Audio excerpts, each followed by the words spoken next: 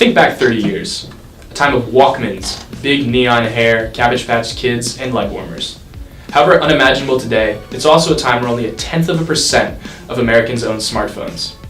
If you had asked someone then, barely anyone would have thought that in just 30 years, cell phones would be one of the most important items an individual owns. After all, how could these weird, bulky pieces of text surpass a good old handwritten note? Today, of course, we know those thoughts were wrong. In 2017, 92% of American adults own cell phones. Today, though, there is a new fringe technology catching the world's eye: self-driving cars. Currently, it's illegal to own a completely autonomous vehicle, and most people are against this new technology for one reason or another.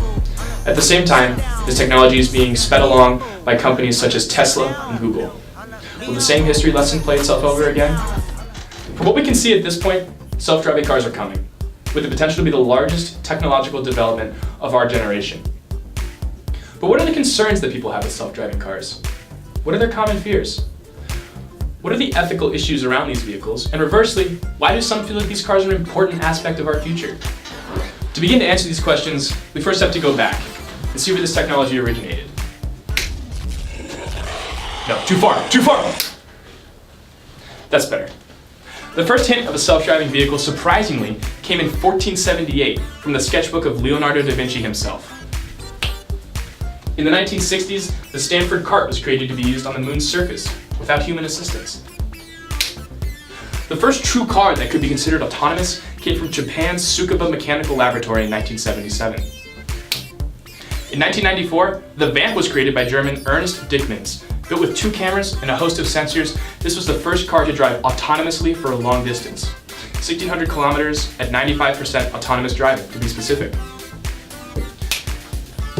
Since the Vamp's self-driving technology, it has continued to grow behind companies such as Google, Tesla, BMW, Toyota, and many more.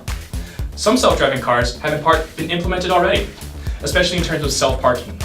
This is a technology that is developing at an extremely fast pace, but that doesn't mean that everyone is on board. To find out the public's opinion on self-driving vehicles, I sent field reporter Rafi Nasir to hit the streets. Thanks, Nate.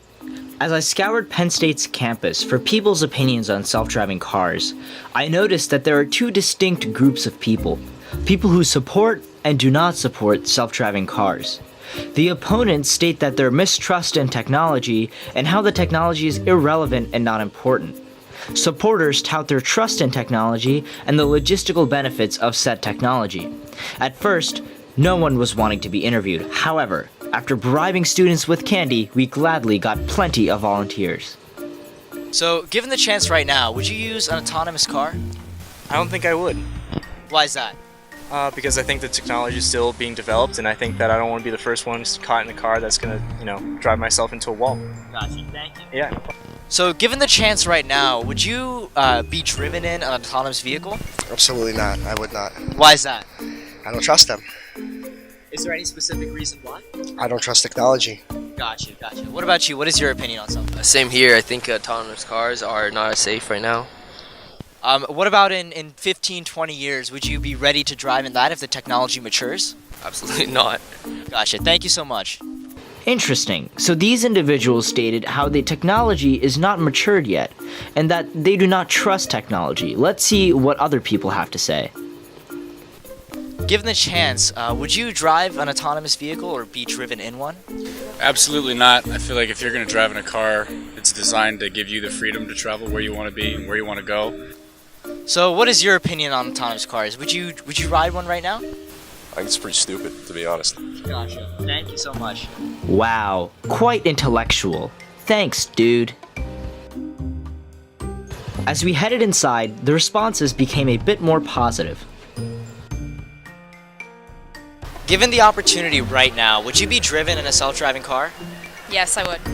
Why is that? I trust if it's a short-term destination, but not so much if it was over like 200 miles. Thank you.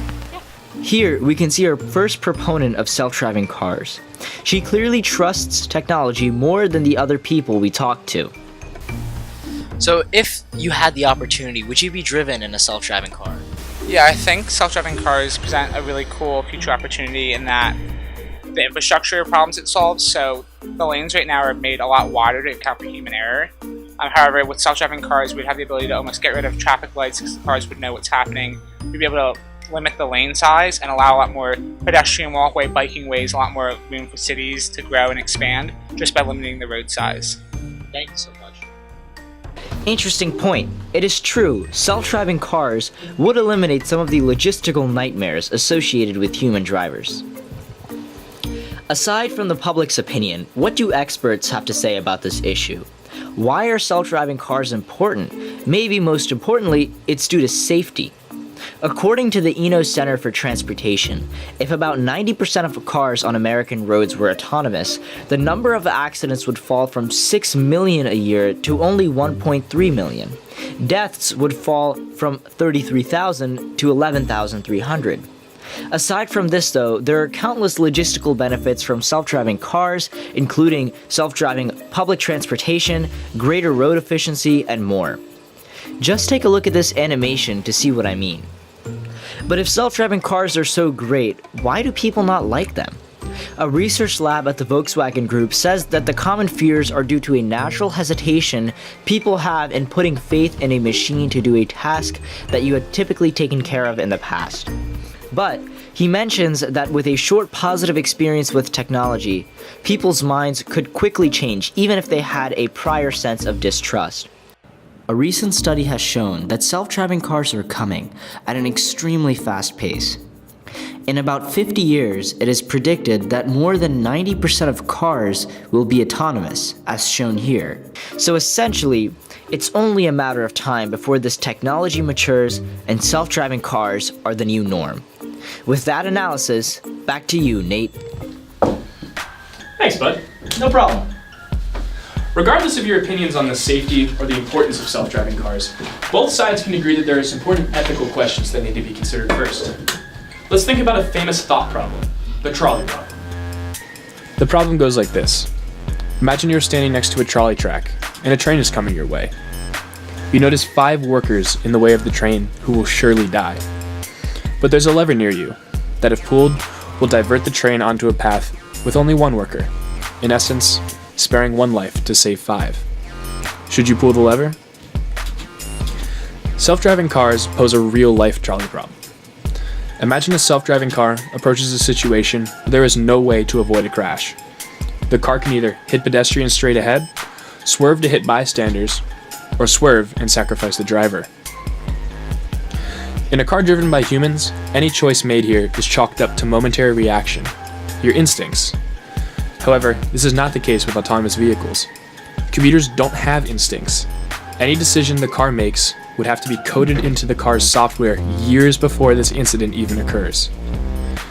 But how do programmers code a car's priorities in a life-threatening situation?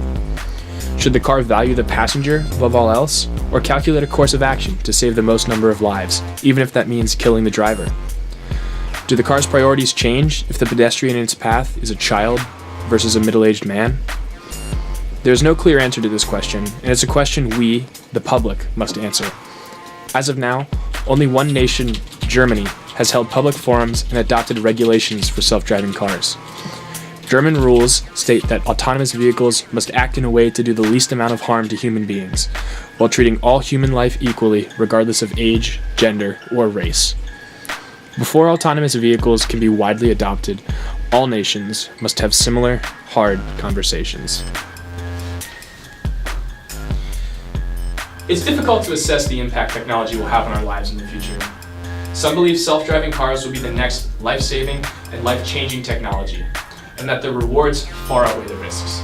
However, others feel we should not accept this technology too quickly, and that the concerns about these vehicles are significant and progress should be slowed to address them.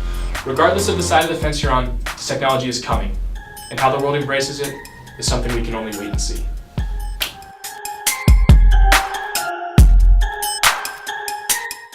Woo! Sorry, I gotta psych myself up. The first true car that could be considered autonomous came from Japan's Suzuki. Oh no! Japan's.